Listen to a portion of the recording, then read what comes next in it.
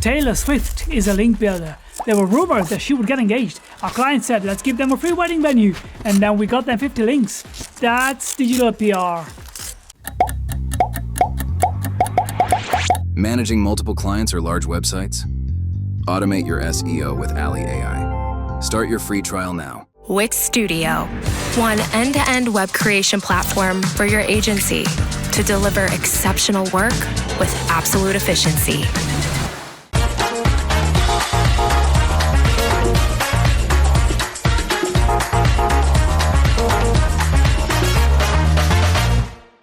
Thank you, Vicky. Really excited to be kicking off the international part of Brighton SEO. So as Vicky explained, I'm head of content at Weglot. We're a website translation software. So the concept of going international is, of course, one of our main content pillars and something we're no stranger to. Okay. Not working. Technical difficulties already.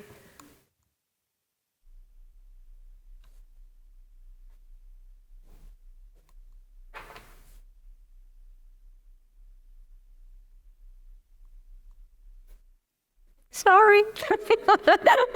Why me? I'm pressing the right button, right? Yay, but what about when we actually need to practice what we preach? And that's exactly what I'm going to give insights on today. I'm going to attempt to break it down into 3 steps. So with limited resources, AI translations, and of course the magic word today, content localization. I'm going to explain what our exact process was internally. So like I said, we're a website translation software, but we're doing our own international SEO on our website. First of all, a few things to point out. Of course, the concept of should we add languages to our website is not a concern for us. We're using our own website translation software. So the scary question of, do we have to have duplicate websites for duplicate markets is already solved by our software. These are often questions that come to us by our clients. So what we're really talking about here is actually having the internal resources to carry out the international SEO process. So we have a really successful organic traffic growth on our original website. So we really wanted to replicate this success across multiple markets as well.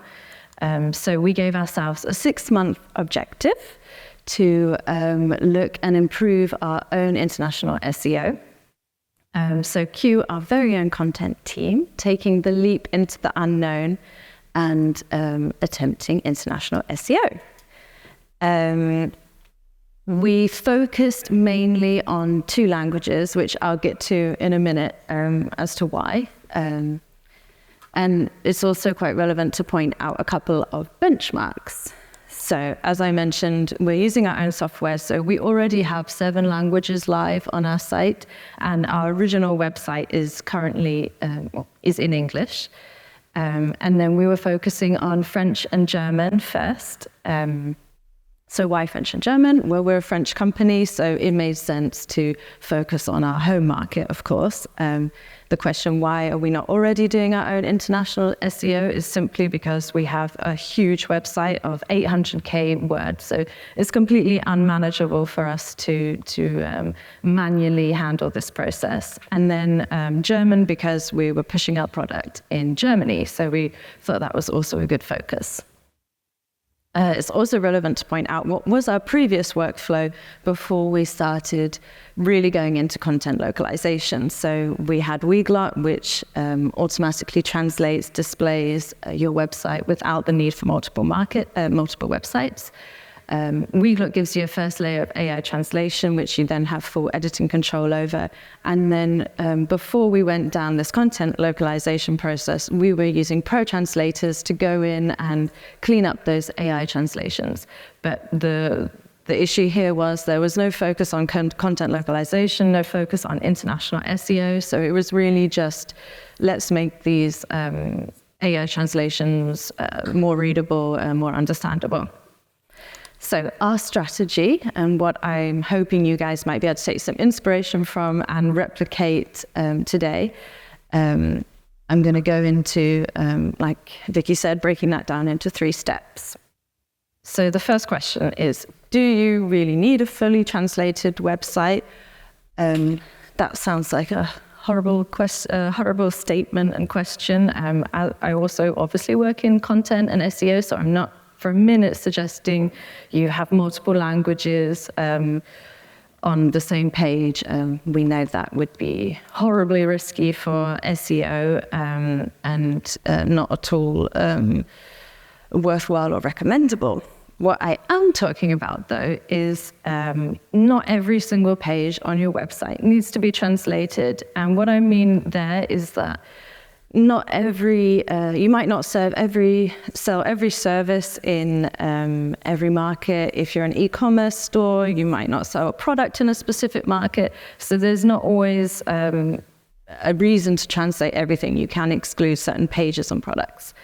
And then, of course, the second one, which is what we're discussing, is this very budget intensive, especially from our side. We have 800K words on our website. It would be a huge expense to put the resources into localizing every single word on the site. But as a SaaS product, we don't fall into category 1 of being able to exclude certain services. Organic search is our biggest acquisition channel. So we wanted to replicate that in other languages. So step 1, I briefly mentioned it, is AI translation. As a SaaS product, mentioning that again, we can just wake up one morning and say, let's test our product in Spain. We obviously have more of a strategy than that, but it's not as difficult as if you're an e-commerce website and you've got the logistics as a bit of a barrier. So yeah, we can add Weglot, we get a first layer of AI translation, and in about 10 minutes, we have a fully translated website. And those horrible love Ahrefs, those horrible hreflang tags are already automatically implemented by Weglot. So that's obviously a very technical, scary thing. I know nobody loves hreflang tags and how to implement them, so that's already done. And another step of the technical process is that our website is already displayed under language subdirectories or subdomains. We chose subdirectories. I thought I'd also put this slide on because I'm going to be talking about editing AI translations, but most importantly, I'm not talking about editing and humanizing AI content, which are 2 very different things. AI translation works by all your content on your site being passed through machine translation and then giving out an input. Of course, I'm not promoting AI translation and saying it's 100% accurate. We know there are inaccuracies, but it's a really good base layer, and a lot of professional translators themselves actually use AI translation as a way to kick things off. We even did our own study into the accuracy of website translation and specifically into website content. And we found that 85% of those translations were very good or acceptable in the use of website translation. Particularly for European languages, it's incredibly accurate and it's improving every day. Anyway, so right now we've already got our translated website, so that's one part of the process done. The second part is content prioritization. As I mentioned, we have 800K words on our website, completely unmanageable to translate everything. So I've put a bit of an example of a hierarchy of how you might want to split your website into what is the most important, what pages can then have a bit of a secondary look at, and what pages you might just want to leave to AI translation. For example, terms and your support docs. These are sometimes quite literal phrases and something that AI translation can work really well on. Something to point out here is that we didn't translate our whole blog. I'll move on to the strategy of what we were doing with that.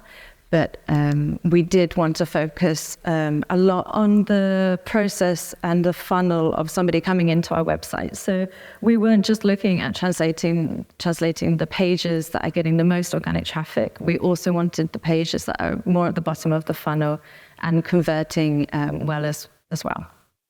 So we could cater with the whole user journey. So what we did is we initially chose 30 URLs that we wanted to put our content localization efforts into.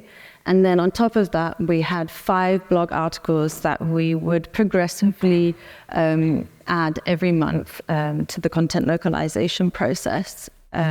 Also worth saying, not all the 30 URLs were organic traffic led, but they were important product pages, again, in the customer journey process. And then the rest of our website, the rest of the 800K words, we left to AI translation, or we just excluded them altogether.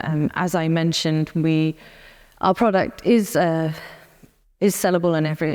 There's no service that we're not pushing in another market. But what we did think about excluding were case studies. We don't need to push all our case studies in every single market, unless it was a particular big brand that was big in France or big in German-speaking markets. So that's what we decided to exclude. And of course, a lot of the blog articles, but get into that. So why we're actually here, content localization. So where does content localization actually come into it? That's a nice definition of what content localization actually is. It's adapting and transforming the content so it resonates with the country locale or local. But why is it actually so important? This is a nice study that was done that showed that 50% of customers will increase their spending and 76% of customers would buy over you than a competitor. It's really important to make sure your content is also resonating with the audience that you're selling in. You're getting the nuance, which is what content localization is all about. You're adding the idioms that people see and understand, and make them think that your product is also very well established in their market. Now, how did we do it? We used a translator with SEO experience. We didn't just want a professional translator like we used to do. We wanted a translator that was familiar with the market, that was an SEO expert and knew how to look for those particular search terms in that market. So how did they do it? So firstly, we gave them the top 30 URLs to audit. Here they would give us score, they would give us feedback on the quality that was already there, they would ask us questions. Do you want to use the formal or the informal use of you? They told us some of the translations were too literal, which could have been from our pro translators previously, or the mixture of AI translation. And then on the keyword aspect, they would look at they would put the URL into Ahrefs, and we would see naturally which keyword is already ranking for either it was AI translated still, or it had a bit of professional translation. And then the freelancer would carry out their own keyword research. So that moves me on to the first learning. Keywords aren't always a direct translation. Sometimes the highest volume keyword wasn't maybe the best SERP intent match, which leads me on to learning 2. The SERP and the intent were very different across different languages. This is complicated to explain. I'll try to explain it in the best possible way. But sometimes the translated keyword was ranking for a different landing page than the one we had wanted them to do the content localization on. So we needed to reassess, actually, it's a landing page and it's not a guide that you need to work on. It's not one of the top 30 URLs we thought was the right one to work on. So yeah, there's definitely not always a correlation between the original SEO strategy and the international one. There's no one-size-fits-all approach, and this is exactly where the expertise of the SEO translator came in. They could really guide us here and help us align with country search behavior, which again is something we necessarily hadn't anticipated, which probably seems incredibly obvious now we look back at it. And learning 3 is something that we've recently seen after the 6 months of doing this, is that perhaps actually it is worth just having an article live in AI translation to see if it's going to get picked up organically. Quite often there might be a different goal in a different market, and because we haven't put that URL forward to be translated and we've excluded it, we're never going to see that it's something that is interesting in the other market we're targeting. I have 5 minutes left, so I'll hurry up. So I thought it would be relevant to go through the workflow, because obviously this might sound a little bit complicated and time intensive. So there were a lot of things we put in place to try and streamline it as best as possible. The first thing was we created individual Slack groups with the SEO translators so they can tell us their feedback and we can give them real-time replies. We also created Google Sheets that we could duplicate for all the languages, so it was quick and fast, and we had more or less the same URLs. And then we created we created Looker Studio reports so they could also be involved in the tracking process. That was something that was really important for us, was that the SEO person was also invested in the results, so we wanted them to be involved in the tracking aspect too. And then on a monthly basis, after the audit, the initial audit, they would go and we make a lot of changes to our content on a monthly basis. So they would go and check whether, the AI translation of all the edits we made. It was important that we were just saying goodbye to all the AI translations on our website, on our key 30 pages. And then each month, progressively, we would be adding 5 new blog articles or guides for them to be working on. So the results. We started in April for French and July for German. So we're quite happy to already have been seeing some form of success. As we know, SEO takes time. It's a long game, and we're not expected to see a copy-paste of the success of our original website. But already for German, we had a plus 12% increase in new users, and more importantly for us, a 5% increase in click-on sign-ups. We can already see the average position of the keywords we were tracking went up a lot. And we can see the trend on Ahrefs exactly where we started our content localization efforts. And in terms for French, a lot more volatile, because I think it's a bigger market for us. There's more competition on the keywords. So we saw a 5% increase in new users, but interestingly, an 11% increase on click-on signups. Again, we can see the trend of where we started the content localization, but as I mentioned, it's a bit more volatile. So in 2 minutes, our learnings. So content prioritization is key, and it keeps the project manageable. As I mentioned, you don't need to translate everything on your site with content localization. A country SEO expert is key in this process. They understand the nuance and they can convey your brand voice best. A direct translation is not always going to work. It's not going to always be the right SERP intent. I mentioned that one. It's not always going to match the SERP intent in other languages, and especially don't obviously expect to see the same volumes in your different markets. So the next steps, we have already started duplicating this across our other website languages. We're currently looking at Spanish and Dutch. And hoping to see the exact same success that we had in the German and French markets. So the final question is content localization your next big traffic win? Thank you.